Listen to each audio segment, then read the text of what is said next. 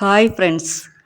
நான் இப்போ என்ன சொல்ல போகிறேன் அப்படின்னா 1986 கள்ளக்குறிச்சியில் ஒரு கிராமத்தில் ஒரு பெரிய பண்ணையாருக்கு நடந்த ஒரு விஷயத்தை பற்றி தான் பார்க்க போகிறோம்.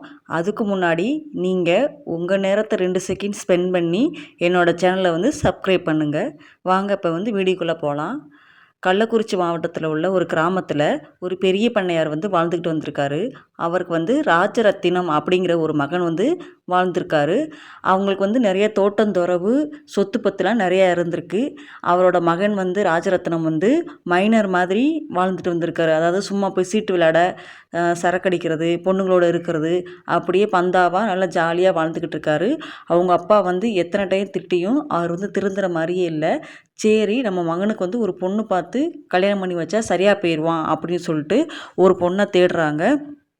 அதுக்கு உள்ளூரில் விசாரிக்கிற யாருமே பொண்ணு கொடுக்க மாட்றாங்க. ஏன்னா அவனை பற்றி தெரியும், அதனால் யாருமே கொடுக்க மாட்றாங்க.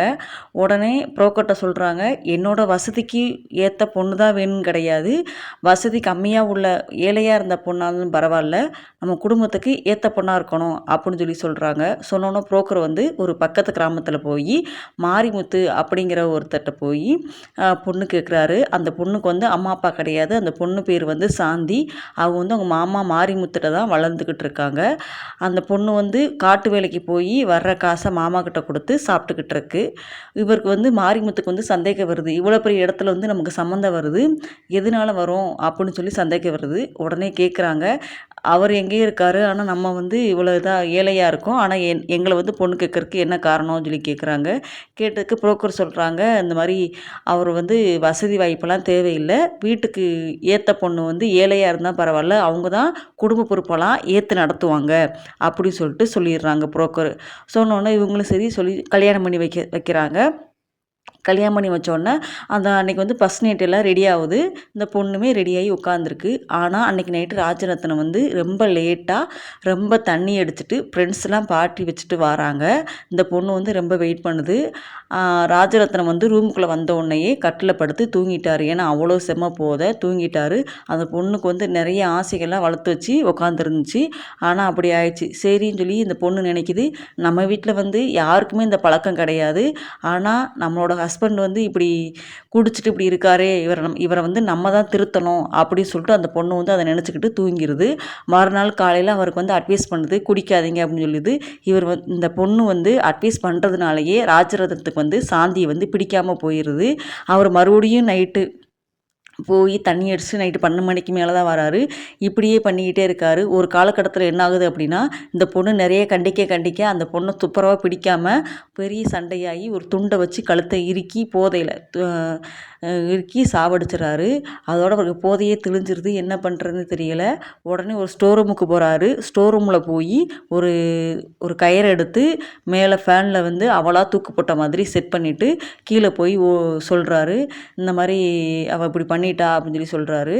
சொன்னோடனே என்னாச்சுன்னு கேட்டதுக்கு, இல்லை இந்த மாதிரி நான் நேற்று குடிச்சிட்டு வந்தேன், இவன் என்னை கண்டிச்சா, அது மாதிரி நான் எதுவுமே பண்ண முடியாதுன்னு சொன்னதுனால அவள் அவளே மனசு கஷ்டத்தில் அவளாவே தூக்கு போட்டுக்கிட்டா போல், நான் அப்போ வெளியே போயிட்டேன் அப்படின்னு சொல்லிடுறான். சொன்னோன்னே அந்த பொண்ணெல்லாம் அடக்கம் பண்ணிடுறாங்க. இருந்தாலும் அந்த பொண்ணோட மாமாவுக்கு சந்தேகம் வருது, என்னதான் இருந்தாலும் அவங்க பெரிய இடம், அவங்கள நம்மளால் எதுவும் பண்ண முடியாது அப்படின்னு சொல்லிட்டு அந்த பொண்ணுக்கான ஈமச்சடங்கு எல்லாத்தையுமே பண்ணி விட்டுறாங்க. உடனே என்ன ஆகுது அப்படின்னா, 2வது பொண்ணு பார்க்கலாம், ஏன்னா பணக்காரவங்களாம் அப்படித்தானே பண்ணுவாங்க, அதோட 2வது பொண்ணு பார்க்கலாம்னு சொல்லிட்டு பொண்ணு தேடுறாங்க. ஒரு பொண்ணு நல்லா படித்த பொண்ணு, நல்லா கலராக அழகாக இருக்குது. உடனே இந்த பொண்ணை பார்த்தோன்னே ராஜரத்னம் ஓகே சொல்லிடுறாரு. அதே போல் கல்யாணம் நடக்கிறதுக்கு பத்திரிக்கைலாம் கொடுத்துட்டு இருக்காங்க. அப்போ அதே போல் ஒரு நாள் ராஜரத்னம் நல்லா குடிச்சிட்டு பத்திரிக்கைலாம் கொடுத்துட்டு ஒரு மணி வாக்கில் வீட்டுக்கு வர்றாங்க. வர்ற வழியில் எப்படி அப்படின்னா, சுடுகாட்டை தாண்டி தான் அவங்க வீட்டுக்கு போகிற மாதிரி இருக்கும். அந்த சுடுகாட்டுக்கிட்ட வரும்போது என்ன ஆகுது அப்படின்னா, ஒரு பெண்ணோட குரல் கேட்குது, ஏய் நீ என்ன சாவடிச்சுட்டு நீ வேறு ஒருத்தியோட கல்யாணம் பண்ண போறியா அப்படின்னு சொல்லிட்டு நான் உன்னை சும்மா விட மாட்டேன்டா, உன்னை வாழவே விட மாட்டேன்டா அப்படின்னு சொல்லுது. சொன்னோன்னே இவனுக்கு வந்து பயம், ரொம்ப பயமாயிருது. உடனே என்ன பண்ணிடுறா அப்படின்னா வண்டியும் ஆஃப் ஆகிருது. உடனே அவர் கால் கட்டை விரலால் அவரை சுற்றி அப்படி ஒரு கோடு போட்டுக்கிட்டு அவர் பைக்கு டேங்கில் இருந்த சாமியோட திருநீரை பூசிக்கிட்டு, கருப்பா நீ தான் என்னை காப்பாற்றணும் அப்படின்னு சொல்லிட்டு வண்டியை ஸ்டார்ட் பண்ணுறாரு. ஸ்டார்ட் ஆகிடுது. பயந்துக்கிட்டு வீட்டுக்கு போயிடுறாரு. அதோட அந்த கதையை போய் உங்கள் அம்மாக்கிட்ட போய் சொல்கிறாரு, இப்படி நடந்துச்சு அப்படின்னு சொல்லிட்டு சொன்ன உடனே சரி நீ எதுவும் நினைக்காத அப்படின்னு சொல்லிடுறாரு.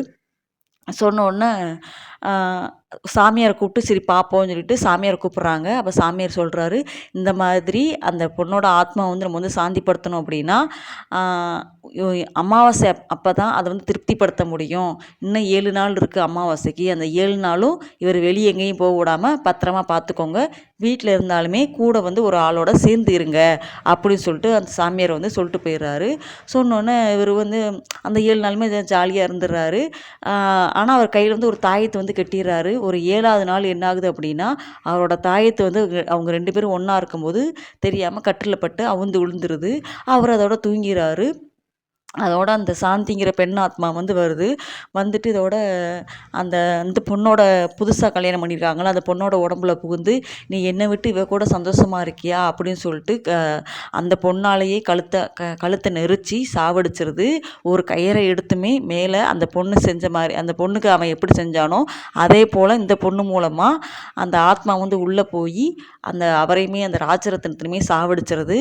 உடனே இந்த பொண்ணு காலையில் எந்திரிச்சு பார்க்கும்போது அவர் வந்து அப்படி இருக்கிறத பார்த்துட்டு, ஏன்னா அந்த பொண்ணுக்கு தெரியாதுல்ல, அந்த ஆவி தானே பண்ணுச்சு. ஒன்று கீழே போயிட்டு மாமா மாமா அந்த மாதிரி இப்படி இருக்குன்னு சொன்ன உடனே அதோட அவங்க வந்து அவர் பெரிய பண்ணையார் வந்து நினைக்கிறாரு, அந்த பெண்ணோட ஆத்மா தான் நம்ம பையனை வந்து பழி வாங்கிருச்சு அப்படின்னு நினைக்கிறாரு. அதோட அந்த பெண்ணோட ஆவியுமே வெளியே போயிடுச்சு. இவ்வளோ தான் அந்த கதை. அது வந்து அவங்க அவங்க வந்து அந்த பெண்ணை வந்து கொடுமைப்படுத்தி இது பண்ணதுனால அவங்க மகன் வந்து இறந்துட்டான் அப்படின்னு சொல்லிட்டு பெரிய பண்ணையார் வந்து ரொம்ப வருத்தத்திலேயே இருந்தார். இது வந்து ஒரு உண்மை கதை தான். கதை பிடிச்சிருந்தா சப்ஸ்கிரைப் பண்ணுங்கள்.